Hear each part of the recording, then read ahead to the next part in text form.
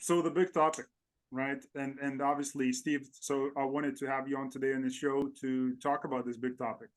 And probably some of you are thinking, what's the big topic? So the one and only topic that I see all these people on LinkedIn are talking about these days, and nothing else only. Well, at least on my feed, is artificial intelligence, AI, two big letters, right? So Steve Mott, for people who don't know you yet, they can get to know you a little bit more. They can find all the good links in the show notes there too, if you're listening or watching the show. Um, Obviously, we'll dive into some good stuff here. Uh, but just I would like to obviously get to know. I like to get to know everybody that's coming on the show. I believe people have beautiful stories, so I would like to get to know what's your beautiful story. You went from IT storyteller to founder and CEO of Talentless AI, which is fascinating. So maybe you can tell us a little bit more about that. Well, yeah, again, thank you for having me on. Like, I really appreciate being here, and that's a great question. Yeah, I'm that guy in your LinkedIn feed who's constantly yammering about AI That was you. and All right. yeah, That's yeah, who I see all that's the time. me. That was me. And it's crazy now with all the AI regurgitating news about itself. Like it's gotten out of control. Yeah, I mean the longer story, right? If you go way back, like I used to be like my first like real job, not even real job. I had I was like a tour guide for a long time. So at the Coors Brewing Company. So in some ways, I feel like a tour guide to AI right now. Kind of showing people around. But yeah, I'm basically a writer by trade. I was a freelance writer for a number of years. Actually wrote a movie a long time ago. I just happen to have a copy right here. It's available on DVD at your local Blockbuster. Um, so yeah, I've been in the content creation and agency space. I was with Ogilvy for a number of years, and recently was at data storage company NetApp, running their content marketing teams. And then last year, I saw some of the AI tools, and when I saw how cool they were and how fun they were to play with, I decided to start a company. So I started Talentless with this idea that we could look at these new tools to start generating content in new ways. And so it's given me a wonderful excuse to get in and play with everything, text to image and synthetic media and text to video, like all of the things. So that's the roundabout way of my beautiful story. That's very cool. What have you seen that sparked your interest to the level is like, wow, I need to start something on my own? It's the first thing I saw was a tool called Synthesia, Okay. synthesia.io. And Synthesia is, if people haven't seen it, it's synthetic media. So what they do is they record a person, Yeah. and then you can basically use that person as a puppet in a video. I've used So it myself. yeah, it's so easy. In my corporate world, I have spent 50, 60, $75,000 on a 5-minute talking head video. Mm. I've produced so many of those. And when I saw Synthesia, I could do that same thing in a half an hour. And then if something changed, I could go back and just change it. Like you didn't have to reshoot it. You could just kind of have the puppet go in and change it up. So that was the first thing where I'm like, wow, this is really different. This is truly mind blowing. So I kind of started the company with the idea that, oh, we'll just make Synthesia videos, and then GPT happened, and then Midjourney happened, and like all of these other things happened. So now we're trying to weave them together, and it's so crazy right now. I can't go a week without finding some new tool. Yeah. Or some new feature to some new tool. Like there's this crazy arms race right now with all the providers, with all the things, but it all started with Synthesia. Yeah. Oh, that's cool. Yeah, I'm very familiar with this Synthesia. Actually, we have used Synthesia in a different event. So Steve is also going to be speaking. So shameless plug at Serious Marketing event in June. So you can find details there in the show notes as well for that. But it might be me. It might be my avatar. You don't know. That's what I wanted to ask. I'm concerned that we're going to see Steve live, or is it going to be AI Steve live? Who knows? But you won't. If you're going to enter the show, you're going to see. You won't know. You have no idea. I'll be able to sit there. We'll figure. We'll figure. We'll Yeah. ask some good questions to find out. We have used Synthesia in break sessions actually, and Hmm. kind of created an avatar. Of course, Synthesia, it's not that good. I mean, it's okay, but you have to combine, right? There is a certain people in the community. I just had a gentleman here on the show, a judge, and we talked about AI and video and putting things together, and you know. It's a combination of things, right? So, and using on itself, if it's Synthesia, great platforms, but it seems like it still lacks, because obviously everything is in a baby steps phase right now, which things are picking up very fast. But it did a quite a good job. I mean, for us, just to know that we don't have to be there, present during those session breaks, and the AI can cover for us and kind of save us time and provide same or even more information during that time. Really beneficial. So I see Yeah. I see how you got into it by just using Synthesia. And it was cool. And Synthesia just, I think this week or last week, released version 4 of their avatars. So the avatars are getting better. You're able Yeah. to give them gestures now, Right. like little eyebrow, like you can make their eyebrows move. Um, but there's another company out there, HeyGen, Yeah. HEYGEN, and HeyGen. It was crazy. So at HeyGen, I shot a 2-minute video of myself and my voice, right? So you talk for 2 minutes and record a video. And now I have a Steve avatar. And Mm. it has like motion, it has like my facial expressions and all of those things. So like HeyGen in some ways kind of leaped ahead of Synthesia, making it easy to avatar yourself. Yeah. And they've actually also added translation capabilities. So I could take and Synthesia has multiple voices, right? So But we can speak Chinese? with HeyGen, I can speak Chinese, I can speak Japanese, and it's in my voice. And it Nice. modulates for accents as well. Oh. So Wow. it's crazy. They're using I think the underlying voice infrastructure for HeyGen is through 11 Labs, who just got a huge chunk of money this last week. It's so crazy good. I mean, it doesn't have the stiltedness that you had with the first generation of Synthesia. Like Yeah.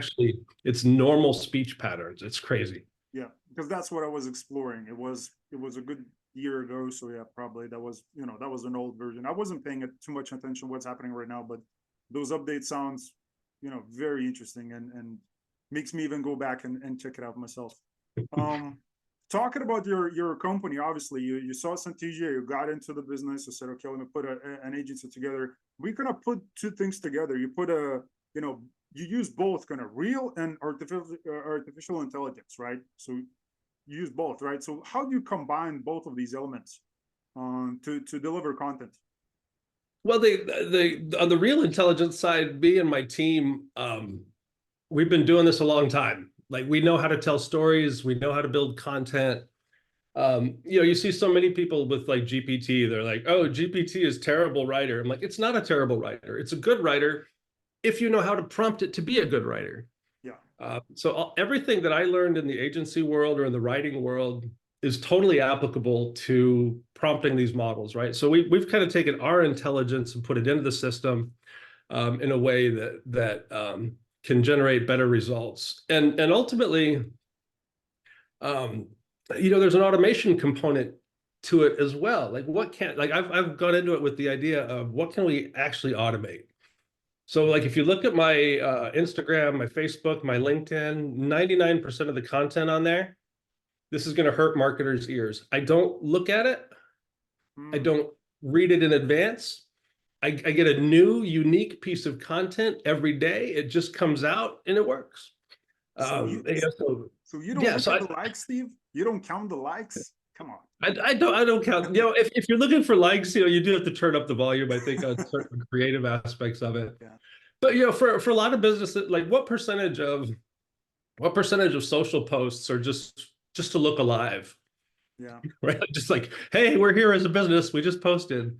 And that post might take you, a half hour to write a post, depending on if you're a good writer. So in a half hour, you can set our system up and just generate content forever. Hmm. You Which, know, yeah. Which again, a lot of it is come down to, because again, GPT and all these different tools, they're still tools. At the end of the day, you have the driver, which is, you, a business owner, and you thinking how to navigate through this traffic and probably be first, take the first position in it. So how do you see brands in terms of telling their stories, their own narrative, and combining that with AI? Like, is there a framework that they can follow? And talking about GPT, is that a best place to go when it comes to just telling your message, or maybe there's some other tools available for new or pretty kind of medium-sized businesses that they can use every day? We it's funny, even like today my mind was blown by the team functionality on GPT. I think it's called Team GPT. Right. So you can now go in and have a team workspace in GPT, and they've got like pre-built prompts that do different things, or you can go in and build your prompts. But you can build up, especially from the marketing side, like you can build up essentially a small language model of all of your stuff in that one spot. And then kind of keep those prompts around. Because I mean, now, like if you use GPT now, it's very fleeting, right? Like you do it, your chat's over here, like it's gone.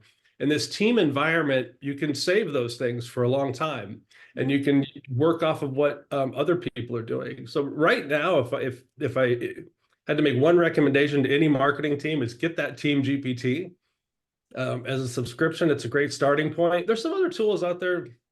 Jasper's a great tool as well. Like it has a lot of custom built templates. A lot of what you can do in Jasper, you can now do right in GPT.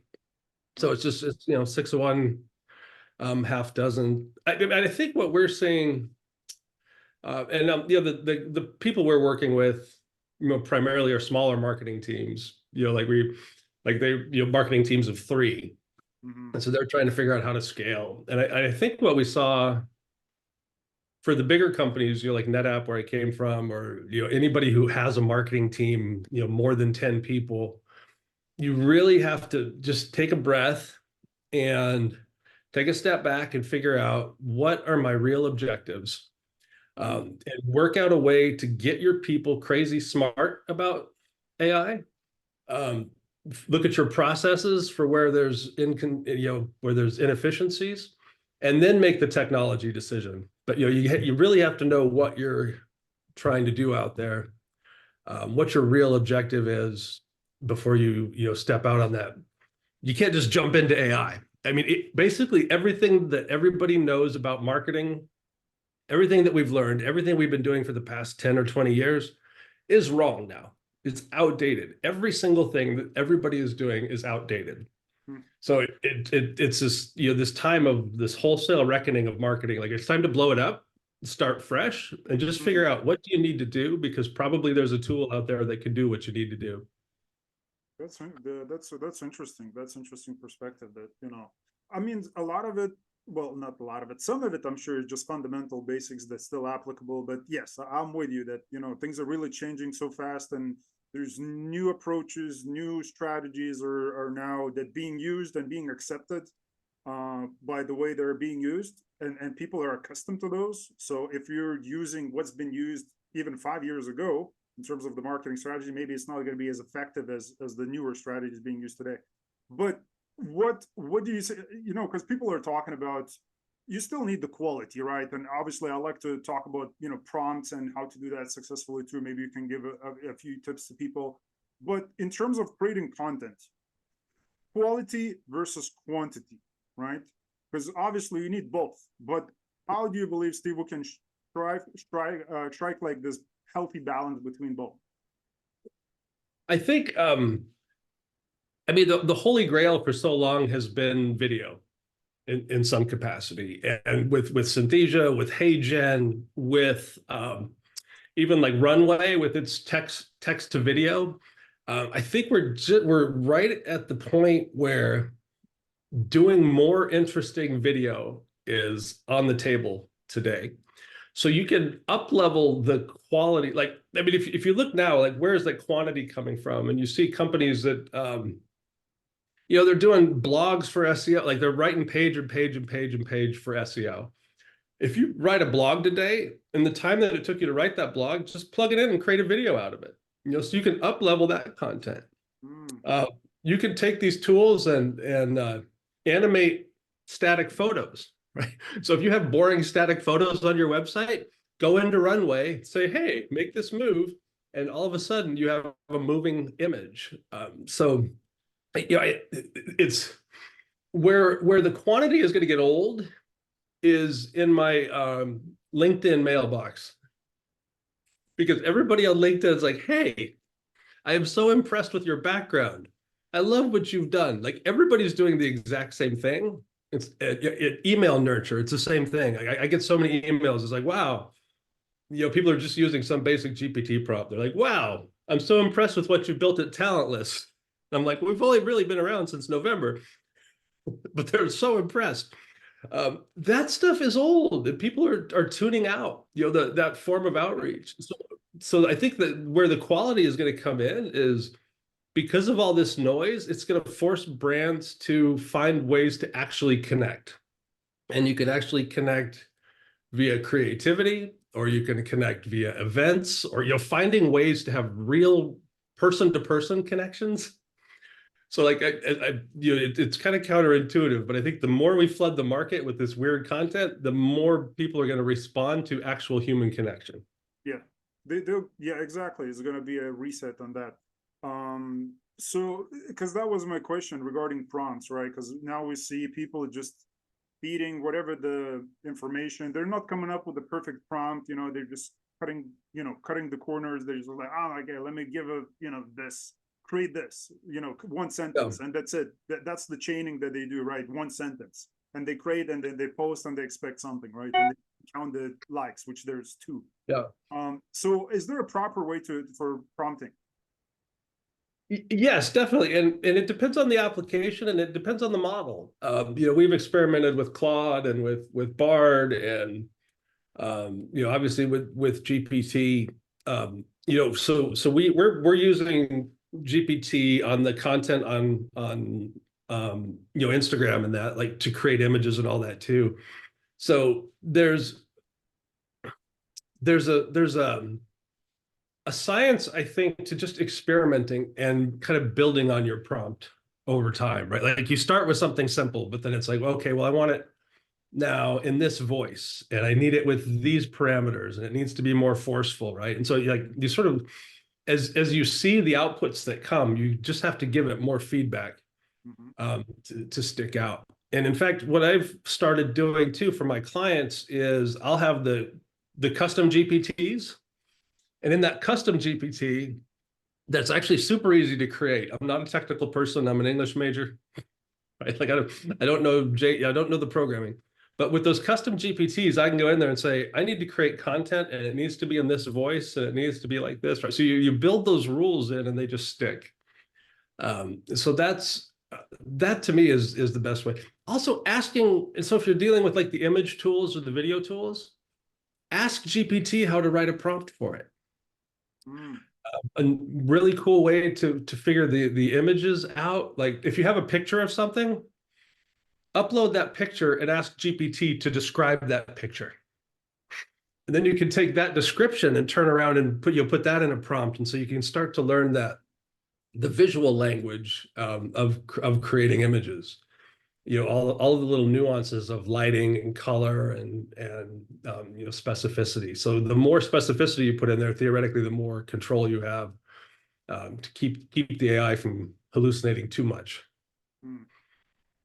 Yeah, it's interesting because yeah, you can it's asking AI how to write a prompt, right? Like, how can I write a successful prompt, and kind of have a conversation as we're having right now, right? So it's really, I think, should be a mindset shift for a lot of people, including myself, is really how to approach this rather than, because you can really turn on Chat GPT and look at it from a different perspective right now, right? Maybe you got a new input by listening to this episode, and it's going to be like, oh, okay, maybe that's the way I should look at it. Maybe that's the way I should talk with it, right? So it's really, I think, embracing it to the level that you're using it as a tool, but trying to have a conversation as with a human. And it's good, because if you're just feeding it information, I want this, it's very plain, tasteless, right? And that's the result that you get. So really need to kind of go into deep waters with it, right? If you really want to A/B test it properly. Yeah, absolutely. And just experiment. Like you have to be in there regularly playing with it. I just turned on Duet, which is the Google AI integration with everything. I don't write without it now. Like I look back, like I said, I used to write white papers. There'd be 15-page white papers on data security and things like that. And the three parts to that, right? Like the first part is the research. You got to do all that research up front. That would take a week, 2 weeks, 3 weeks, depending on how thorough I wanted to be. Honestly, I could do that in a day, maybe now, less than a day Yeah. to get that synthesis. Like I don't have to go find all of the things. The writing part itself, I GPT is so good at outlining. I'm a headline guy. I love clever headlines. I love puns. I love wordplay. GPT is so good at puns. Like just ask it for, hey, GPT, I need a headline for this article that has a good pun in it. Give me 10 options. And then give it, what's weird about it too is, and I've seen this a little bit, if you treat GPT like a human and give it like positive feedback, say, hey, nice job, GPT. You did really good with that. It'll give you more, like it'll respond in kind. Or if it does a bad job, you're like, that's a bad job. Can you do better? Like it becomes this weird So sort of creative so you partner can that motivate to improve the results. yes, absolutely. And you'll see like even in the GPTs that GPT themselves has now released some prompts within the team section. They have like some custom ones. And all of their prompts are written like, okay, answer as if you were an expert in the area of marketing, right? Like they write the description of how GPT should approach how it answers, in what voice and what persona. So you get some really interesting dynamics off of that because you're like, what would a lawyer say? What would a venture capitalist say? Like when you look at that's the other area. Like I've spent so much time over the years building personas, Yeah. and you end up with like a fancy slide with a lot of bullet points that's like gone. Now GPT is so good at personas. You can go in there and have a conversation with the persona and say, how would this persona respond to this? How do I talk to this persona? Yeah. How do I talk to a plumber versus an architect? And it changes up those nuances in language to meet the needs of all those people. Wow. And I can write in any language I want now, Yeah. right? It did not translate it. Like I could have here's another like light bulb that went off a couple weeks ago. Everybody writes in English and then spends a lot of money to translate it into Spanish, French, Chinese, Japanese. You could just ask GPT to create the content natively in those languages so you don't have to deal with the crappiness of English. And like English is not an easy language to translate. You can just tell GPT to create content in those languages, and if you have a native speaker look at it, but it's going to be pretty good. I've seen somebody post on, I think on Instagram, Spanish. Yeah, So yeah, obviously I'm not gonna go there and try and read it, but I don't know if it's accurate, but I'm pretty sure it is. Have you double checked it? I mean, or is it like you just trust that yeah. it's that good? When we had that light bulb, I went into our prompts and I'm like, okay, I'm going to do a Spanish campaign because I just want to see. That's awesome. Wow. And hablo un poquito. I speak a little bit, like so enough, but it's accurate. I mean, it's as good as if I had translated it. Like it's spot on, and it even has a little bit of nuance, maybe that wouldn't have been there if you had translated it straight from English. Wow. It's Wow. crazy. Wow. So that's crazy. That's some new potential. Now people are thinking about, wow, I can do my ebook in 20 different languages right now. Yeah, It's yeah. very cool. And like hey Jen, I think I mentioned, hey Jen, you could take any video. It doesn't matter what. It's YouTube, voiceover, like the stock footage or brand manifesto video.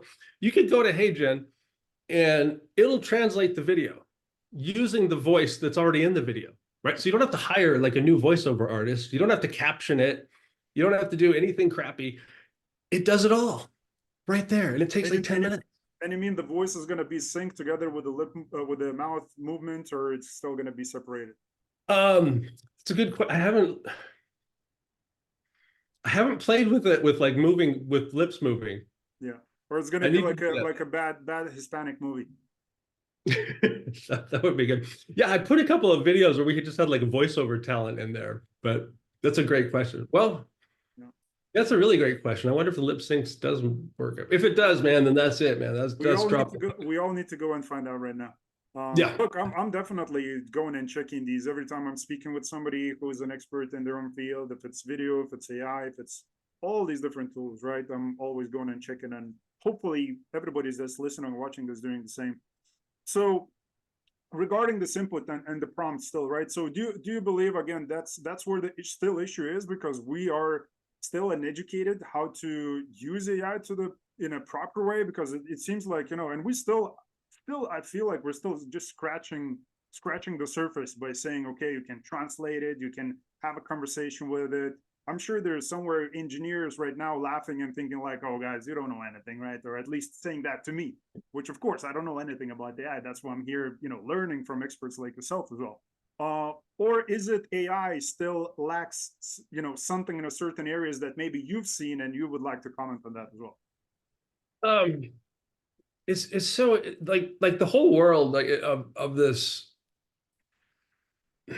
So many of these companies to the point, like so many of these tools are built by software people, right? And so they're product oriented and they're engineers, and so they come to this with a very engineering view. They're like, we're going to build this thing that does this one thing properly, and they do a great job. But I think what's lacking is in a lot of cases is just the business sense to figure Mm, out, okay, great, if we could do that, what's the actual value of that? I think even when Synthesia started, they're like, we could do this. We think it's good for this or that. Like they had maybe 20 use cases, and now I think they're kind of honing in on training videos. They're like, this is a great training video tool, and we're going to focus on being a training video tool. yeah. So I think that the challenge right now is that there's so many disparate pieces to try to understand. So it's not even the prompting per se. It's just awareness and education. Like the technology is evolving faster than we can adapt and that we can learn. But honestly, how many people do you know are power users of PowerPoint? Right? Like, do you know how to do animations in PowerPoint? Can you do pivot tables in Excel? Just because you use Word doesn't mean you're a writer. So there's a lot of technology around us already that we don't take advantage of. So I think like anything else, there are going to be people who jump in and just jump in and learn, and find new use cases for it. And so prompting is the beginning of it, but it's finding these other things and figuring out how to weave them together where it gets interesting. That's for sure. Just like it's definitely, it feels like it's an untapped potential, and we're not really even sure what to do with it at this point. Just like Sam Altman, also the CEO of OpenAI, he jokingly comment, during one of these interviews that he said, I don't know what OpenAI is worth, but I'm going to ask chat to come up with a business idea and whatnot, and kind of value the company itself, right? So just kind of asking how to sell this as a product, a company that you found. It's funny, right? But that's what it is, right? Because they don't even know the potential. Of course they know, but there's so much more. There's so much more, right? So much more. And as I see it, I mean, people talk about the displacement of jobs, people losing their jobs because AI makes things more effective. That's absolutely going to happen. But I think what you're also going to see is displacement of whole companies. There are not even just the new ones that just popped up, but longstanding existing software solutions that we thought were all cool, GPT can wipe out. And that is really interesting. Now, OpenAI's got their own issues, right? Like I had a question about a thing, and they're like, we'll get back to you in 3 days. Like Mm. 3 days, you guys are worth like $80 bazillion. Like hire somebody on a Post phone, post hire a person on the phone. Yeah. Yeah, like let's give a little service here, if you're going to do that. So that's where like those, I think even OpenAI can get displaced, Mm. if they don't do the other things that they have to do right. Yeah. So you talked about again learning. So is there a proper way? Because obviously podcast and content and whatnot, there's a lot of information on social media that's available. So for people, is like from your personal experience, for myself, it's going and reading about it, blogs and maybe going to experts in their own field, obviously listening to what Sam is saying. But if it's technical, like what to do, what not to do, technical sessions and learning about the AI, because from when I listen to you, Steve, it sounds like a lot of marketers should start paying attention how to really utilize if it's Chat GPT, for example, right, and really go into those deep waters. So Mhm. how do you believe people, myself, everybody, can go and learn about this, very technical topic? I think the challenge is sorting through the noise, the signal from the noise. And so I honestly, I don't even read 95% of the stuff that people are writing about AI or that they're regurgitating. I have found a couple of sources, and I always do a nice shout out. The Marketing AI Institute, Mm-hmm. uh, Chris Penn, who's on, and their whole team is great, but Chris Penn in particular puts out a newsletter that is spot on, that understands marketing, that understands the deep ramifications, and occasionally he goes deep into the technical stuff, but then he's also, kind of balances that. So to me, So that's my source for can I new. ask you, Steve? Sorry for interrupting. So how do you validate that it is a good information? And I'm asking for, I'm not doubting the source. I'm just asking for the people in terms of advice. How do they validate that it's a good information that they should be following? I think it all comes back to, and it's like anything else. It just comes back to the source, like who is putting it out and why are they putting it out? People are putting stuff out now because they're trying to build companies or whatever. At least with the Marketing AI Institute, Chris Penn, like their part of their mission is education. Hmm. So they're not trying to sell you anything. So it's not okay, not for Yeah. profit reasons. Yeah, or if they, I don't remember, I don't know exactly. They're like they do classes and things like that. So they are generating revenue, but they're Right. not. Yeah. Yeah, they're not in my in-mail impressed with my background. So they're just providing the information, and they do a really good job of it. And so That's that's what I sort through too. Like a lot of people are talking about it. Like you have to have. I read the stuff that has a business take on it. Like what is the actual, and not the theoretical, oh, jobs are going to get displaced. Like I want to know how people are using the tool today to do actual things. yeah. And that's the content that I respond to. Hmm. Interesting. So again, for the people, yes, because going to the right source, that's also very important. Somewhere, sometime years ago, I was reading about that. That 90+% of information on internet is wrong or false or anything. Maybe even the article that was saying that that was a false information. I don't know. But the thing is that a lot of information is really just just create noise and create eyeballs and to sell something, right? That's the Yeah. entire intent. Which again, finding this proper way, which of course it's a company have to make money, but they put education, people first. If that's what they do, of course, I'll go and check out themselves myself as soon as possible. Um, so for people again, in terms of growing their own brands, right? Because you still want to make sure that you have an authentic voice, you have a authentic brand. How do you put those together? Because like chat is or just AI is very difficult to use. Um, how do you find your brand voice maybe in the first place? Because a lot of it is really preparation, is behind the scenes kind of planning and then looking for those different tools. So to before going and using AI, like is there a strategy or something that you do or see somebody else is doing to find their own voice, you know, in the first place, and then maybe even help to amplify it, and just kind of in order to reach more people, if you know what I mean. Yeah, that's a great question. I've done that work, at Ogilvy Yeah. and before, working with companies to go through that process.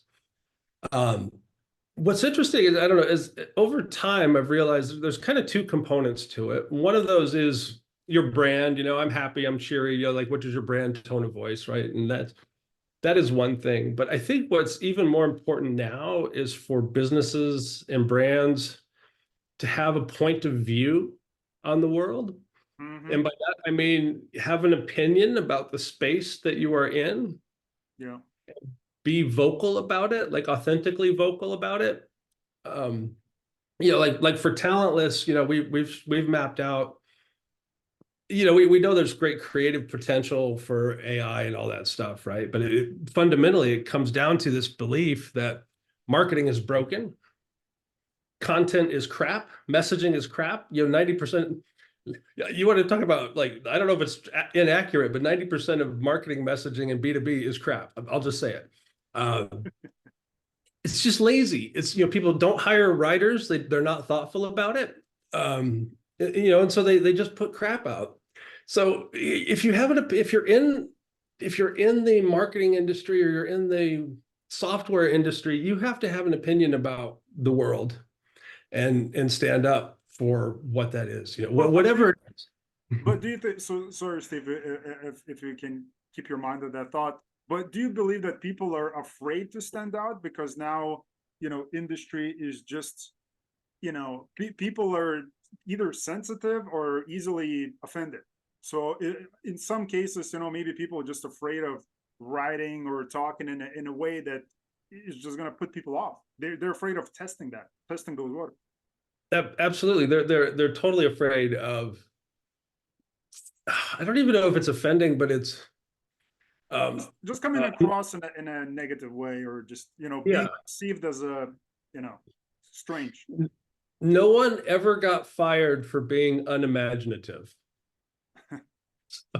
So I think I bastardized the quote. Rory Sutherland from Ogilvy. If you haven't seen Rory, I recommend watching everything that Rory has done. It's just fun. But he talks about how everybody tries to reach the logical conclusion, right? And this is what, like, traditional AI does, and even generative AI is a predictive engine to get to a common place.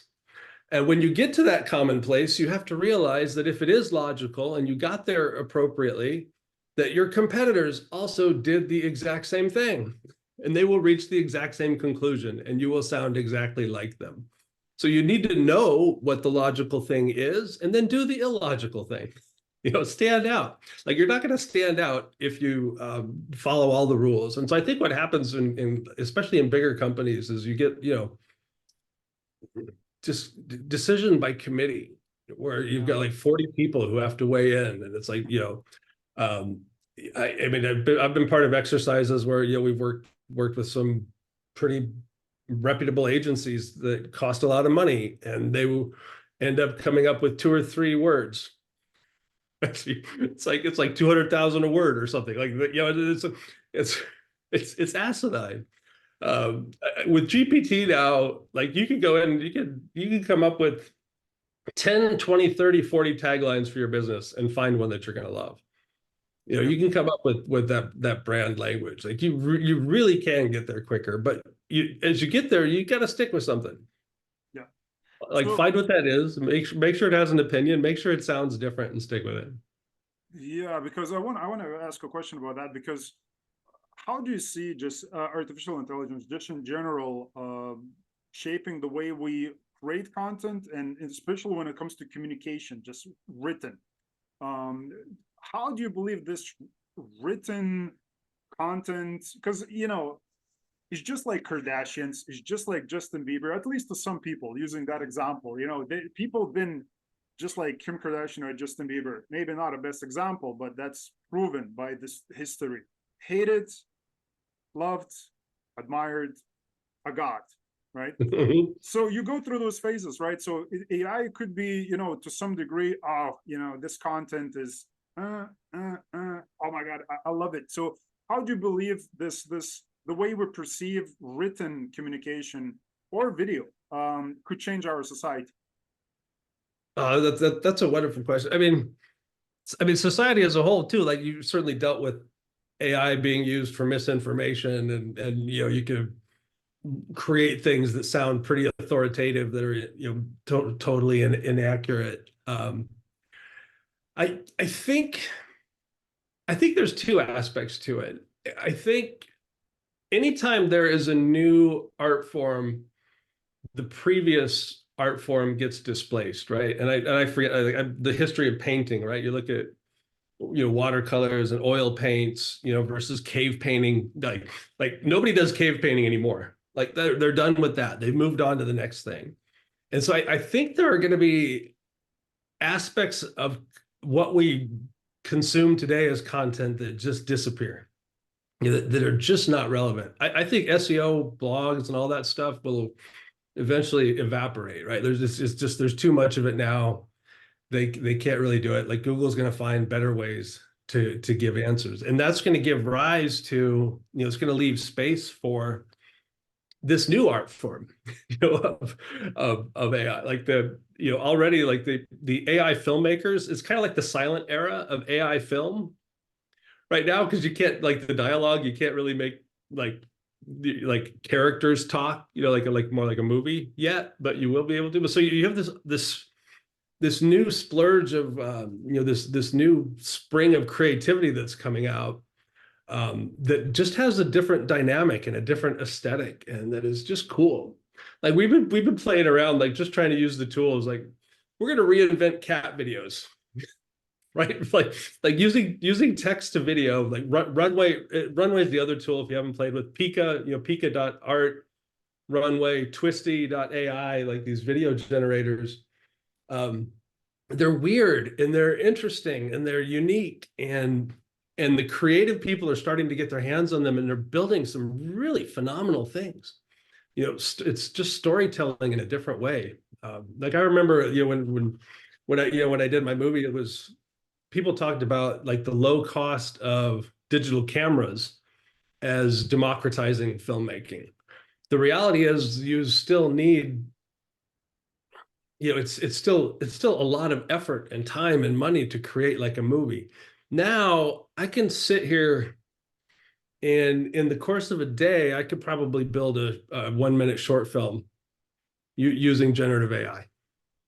And in the music too, like stable audio through stable diffusion, you can actually write movie scores with AI. So the phrase, like you'll hear them talk about the models being multimodal, right? Where they can do images and text. We have to be more multimodal now. Like all of a sudden, I've become a composer and a filmmaker and a writer and an image generator and all of these things. And so that gets really interesting when you put all of those tools in the hands of people whose minds wander and who are interested in building the next generation of cat videos or whatever it is that people want to create. So it sounds like, again, what you're saying, you're describing work of 5 or 6 people, right? That an individual can do by themselves, right? By leveraging these tools. So is that a real concern for marketers or just people in general, where we're going to see, because somebody said, as far as I heard, that companies before, because there's statistics out there, and of course I'm going to butcher the numbers, but the billion-dollar companies used to have, for example, let's say if it's a billion-dollar valuated company, it's going to be run by, let's say, 1,000 people, for example. Mm-hmm. Now those companies, a billion-dollar company is going to have maybe 10 people, right? So I hope so. Yeah, but that's the reason. Yeah. But that's the reason. Yeah. So again, what I'm saying, so it sounds like there is going to be a huge layoffs, right? And so is that going to be the downside? Should be worried about that? Should people be worried about that? Or what do you think? If that's not the downside, what could there be a downside? Oh yeah. I think it's a downside, but the other side of it is, like anything else, there will be new jobs created that don't exist today. Whatever that is. And I don't know if it's a one-for-one displacement. And I think there's some other, more societal issues out there, like universal basic income, and things like that. Like this is a test also, on the structures and systems that allow our society to operate. Is our government ready for AI? Is every aspect of our society ready for that? So jobs are maybe one component of it, but how can we take a step back, or at least take a breath and look at how we can use these technologies to their maximum benefit? Because it's not just AI, like with blockchain and some of the other things out there. Thomas Friedman talked about this, and I always come back to this, but he's like, we now have the capability to solve pretty much every problem that we have on Earth.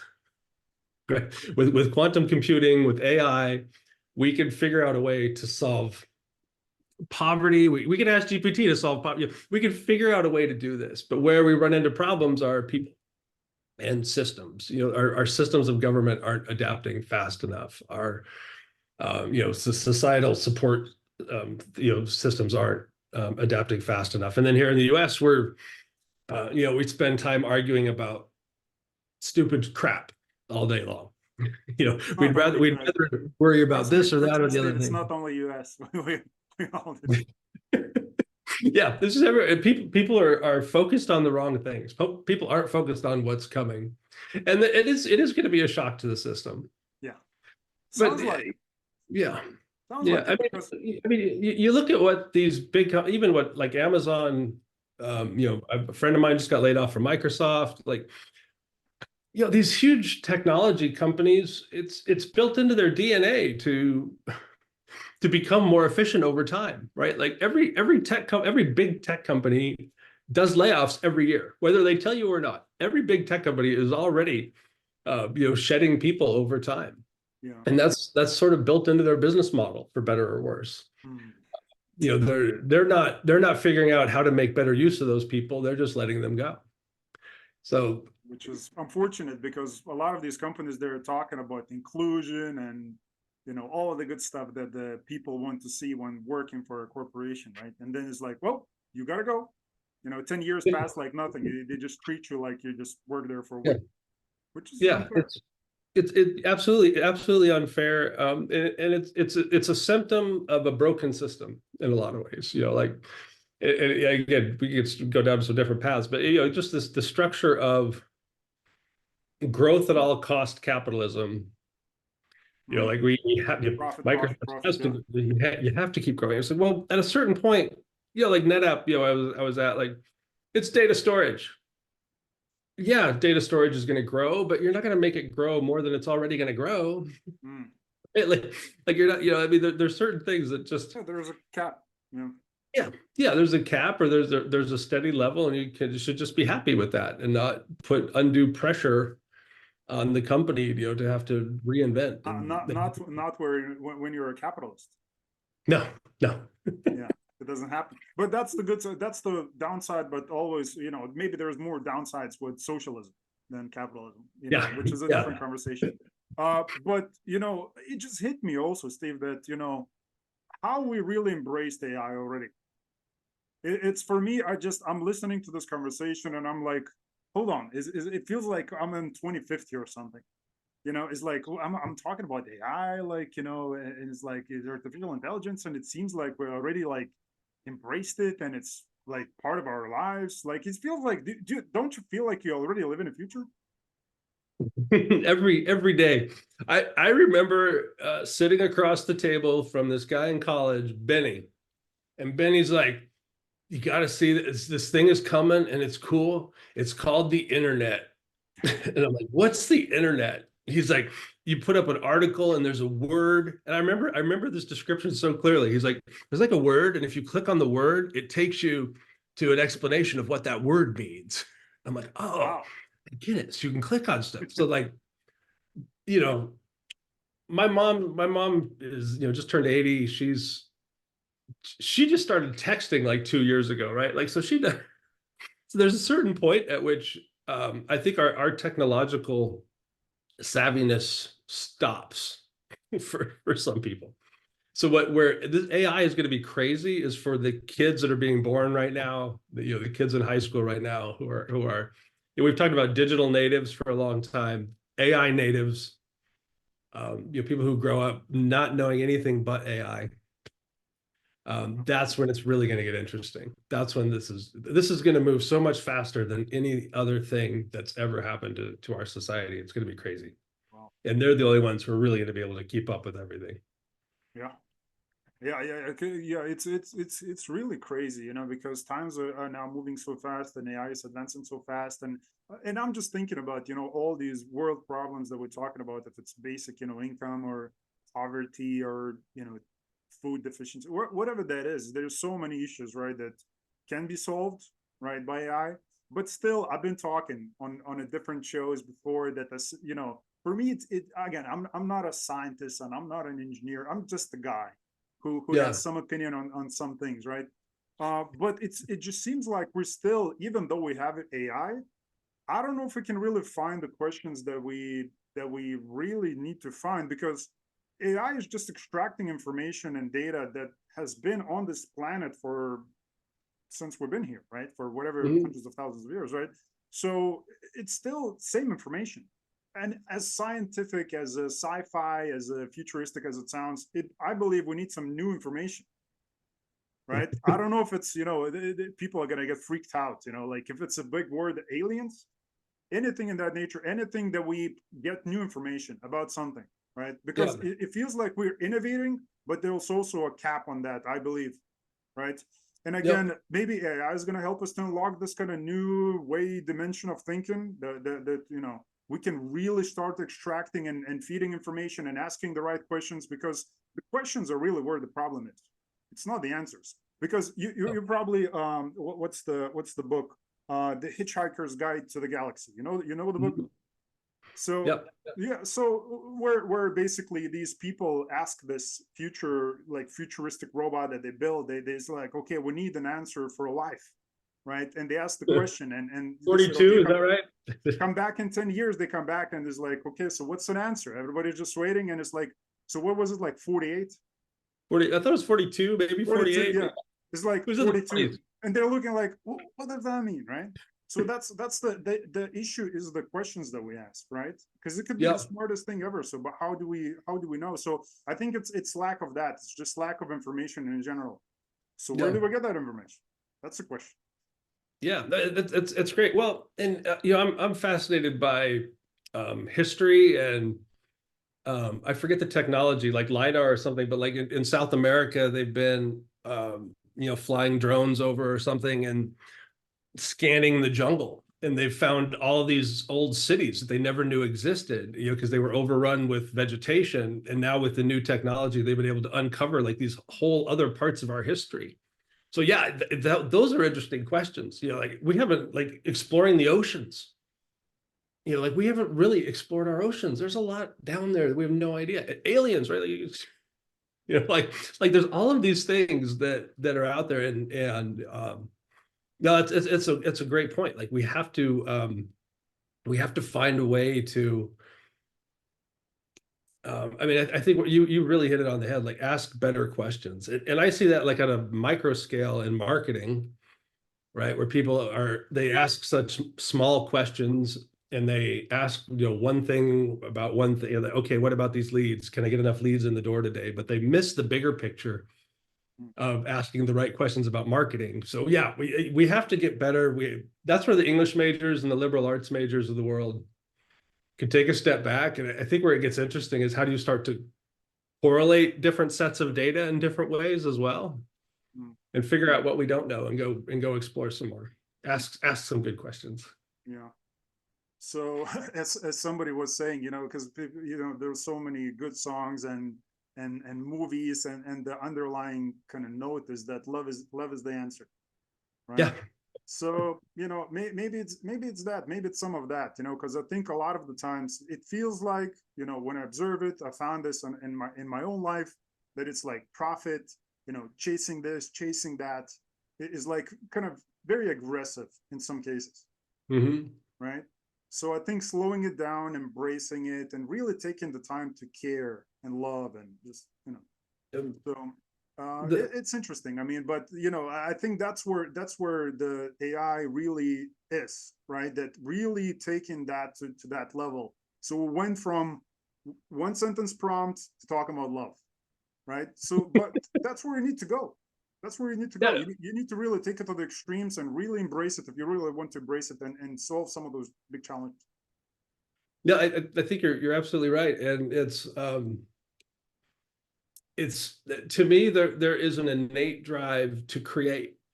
So that to me goes hand in hand with love and everything else. Like we do want to be out there creating something and being a part of something. And You get in the world of business and the world of marketing, and it is very militaristic. It's like, oh, we have our target audience. We're going to target more effectively. We're like, no, we're Target. not I love that. We use the word target market, target. target Yeah, I'm audience. like, no, don't target your customers. Like nobody wants to be targeted. Yeah. Nobody wants to be targeted. There's a whole industry that's built around we're going to target them more effectively. We could target them at the grocery store right now and drop a bomb on them and make them buy an egg. Like, Yeah. stop. That's not what marketing really needs to do. Marketing needs to get back to, Yeah. God, just, I mean, how many ads did you see today? How many ads do you see when you open up your browser? Like, Oh, can't even count. I can't watch this freaking YouTube video without seeing an ad. I can't do a search without seeing an ad. I but the can't watch TV without but seeing an ad. the question remains: how many of those are stood out? Like how many of those do you remember today? Nothing. None. Nothing. Yeah, nothing. Not So because one. that's the reason, because they're targeting. Yeah. Yeah. So And you see people, I've seen this now, and I've never been, I've started to get involved with more communities, like there's a CMO community here, yeah, and they are abandoning social, right? Like there's no CEOs on LinkedIn, maybe startup CEOs, but there's not like, they are getting their information from elsewhere. They're on Slack, they're on other platforms where they can go, like Discord. Like I don't understand Discord. I'm on Discord, but that's where people are now. yeah, Like, because they can have a conversation without marketing yelling at them all the time. yeah. And people And are looking for different platforms. I heard about the platform somebody was talking about, next door neighbor or something like that in that nature. It's oh very yeah, popular in US. yeah, we have Nextdoor. I'm not a huge fan of that Next door. one. Yeah, next door. I think it's called next door. Yeah, I just kept getting alerts every time somebody's dog got loose. Like, oh, so and That's so's always dog the is. news. Yeah, Top news. but that's the only, our neighborhood has a Facebook group, and that's the only thing I pay attention to on Facebook is what the neighbors are talking about. Yeah, Like yeah. people, No, we so still want that connection with right. people close to us. Yeah, yeah. No, I mean there's a platform. It's called like a next, like a. Do you know what I mean? Like there's a Yeah, platform. Yeah, yeah.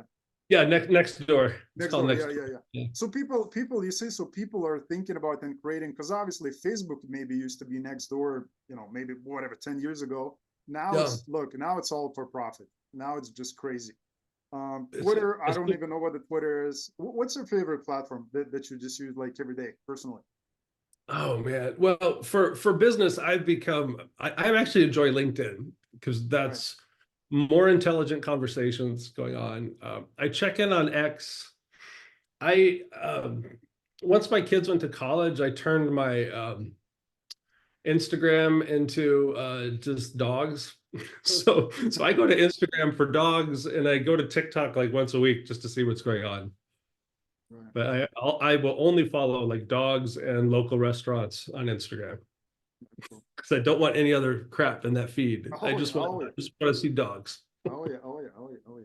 So no, so more of that love. So awesome. Look, I would love to Steve end here, because obviously, look, it's been pleasure talking with you today, and I mean, such a huge topic, such a huge topic. It's such an important topic. I We believe could go for for three, 4 more hours. We could probably go. oh easily, easily, easily. This could become the longest podcast ever, and we both of us can get a Guinness World Record right now. No, or Um, we could put your avatar up and my avatar up and just let them talk, and we go on. chat, yeah, and we just observe and we just extract all, yeah. Yeah, So yeah. it's really good. It's really good conversation, a really important conversation for individuals, smaller brands, influencers, new businesses, established corporations. They're also right now, by the way, corporations with some of the people that I spoke. I mean, some of those are embracing AI already, and they're also looking how to implement that. And just like central banks who talked about the blockchain, some of those are really investing in the blockchain, and but some are observing and just seeing what people are going to do, where that's going to go. But some people are really like diving deep into this and really exploring the untapped potential that these tools have. So it's going to be very interesting to follow your journey, see where your company does. Talentless AI. For people who are still listening, go and find this in the show notes. Connect with Steve. As you heard, he's on LinkedIn a lot. That's where actually we're connected to. Go and connect with him. very good, solid guy. Again, has, you know, a lot of information about AI and things that you're working in a company. So awesome. So very promising. And I'm looking forward to learning and seeing your company grow. And yeah, and we'll see you again at the Serious Marketing event in June too. So that's Yeah, that sounds great. And you kind of hit on it. Like, you know, we're involved with all things AI and content. So if anybody's struggling with how to implement AI in their organization, you know, we've started to work on some AI transformation initiatives, content stuff. So Talentless is there to help, and we're hungry and eager. So give us a call. But thank you so much. Thank you for the love today. and I love the name of the company, by the way. That's just awesome. All right, Steve. So I'll catch you in the next one. I appreciate it.